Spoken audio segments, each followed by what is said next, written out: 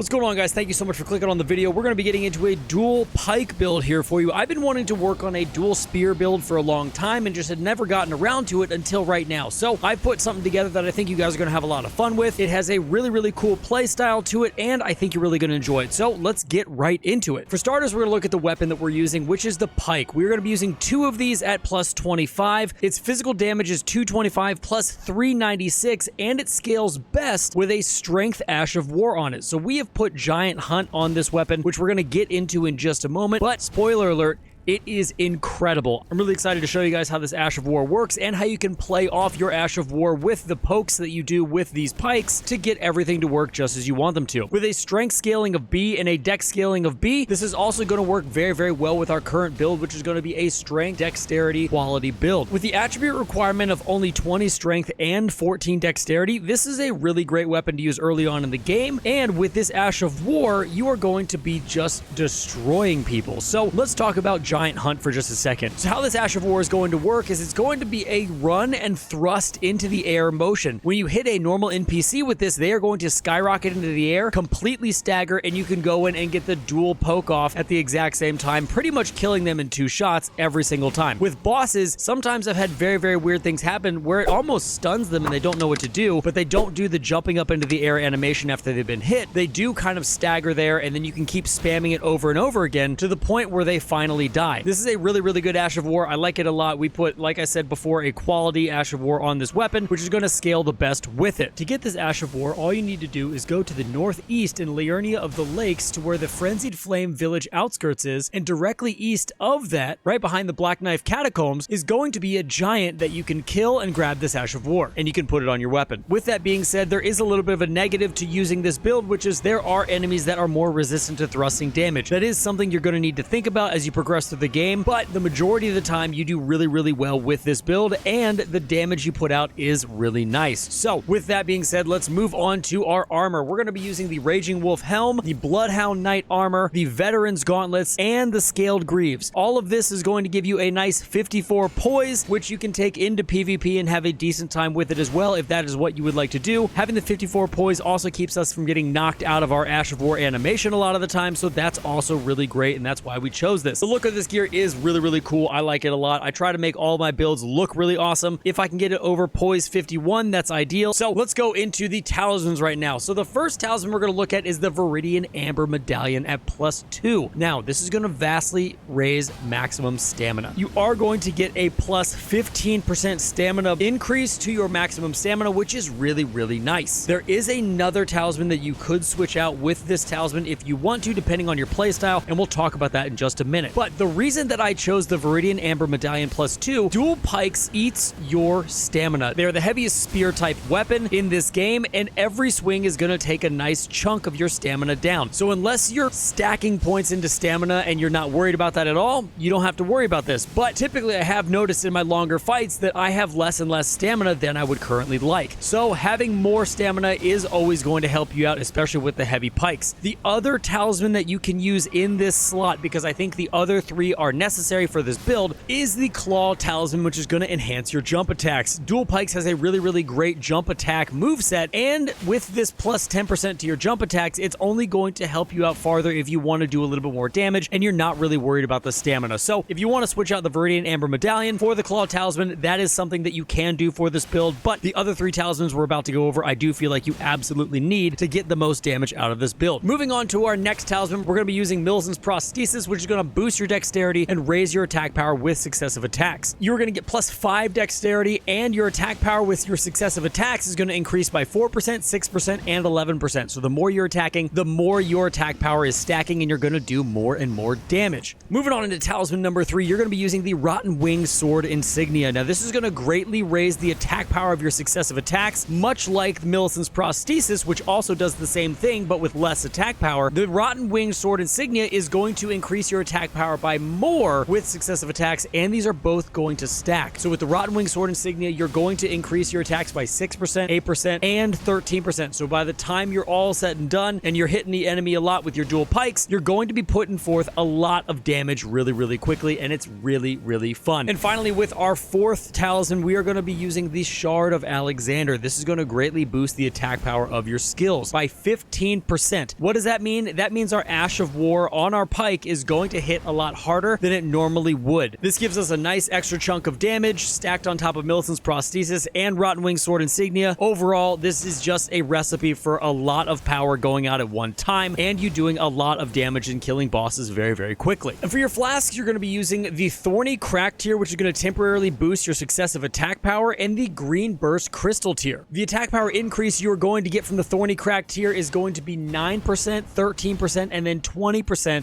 when you continually hit the enemy over and over again. This does stack with the rest of our talismans and really starts to get super fun once we get all of our damage procs up and our attack power raised as high as it can go with this build. It's going to just be a really good time. And with our Green Burst Crystal tier in the second part of our flasks, this is only going to complement our first talisman, which was the Viridian Amber Medallion. So the Viridian Amber Medallion is going to increase your stamina by 15%, but the Green Burst Crystal tier is going to allow you to get your stamina back faster after your attacks. So you're going to have more stamina, getting it back faster. It's really going to complement each other very well. So overall, the entire build between the talismans and the flask is only going to complement each other the second that you get up and running after you've hit your successive attacks and you're really doing a lot of damage. Now, finally, I do want to mention one thing that you can do with these weapons, because I actually have been very much enjoying this aspect of this build. So I am using greases in this build because they are so easy to apply to this weapon. I'm using rot grease, blood grease, and freezing grease, which is super great because this build can very quickly become a status effect build-up build, which is not going to be super crazy damage for you because we don't have a lot stacked into Arcane, but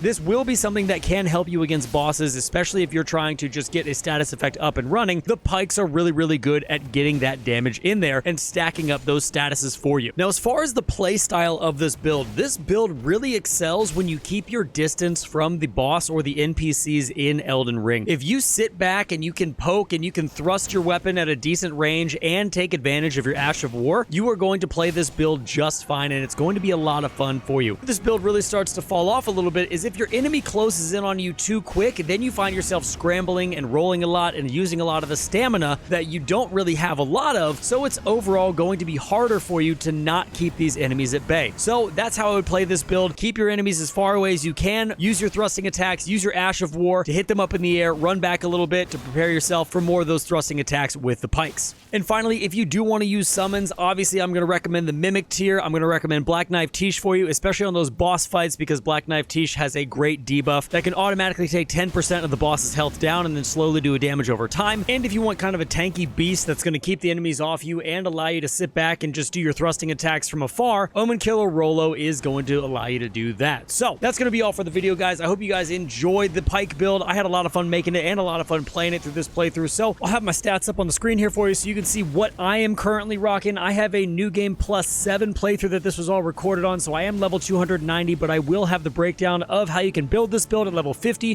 100, and 150 for you right here on the screen, just in case anybody wants to do that. Let me know if there's anything that you would change down in the comments, talismans that you guys would switch out, how you would make it your own build. I want to know about it. I want to hear about it, so leave it down in the comments below. I do appreciate you guys watching to the end of the video. If you have not subscribed yet, please go ahead and hit that subscribe button. I appreciate it. We have got so many subscribers in such a short amount of time. It's been absolutely phenomenal. Super excited about that. So guys, until the next time, stay safe, enjoy the game. I'll see you in the next one.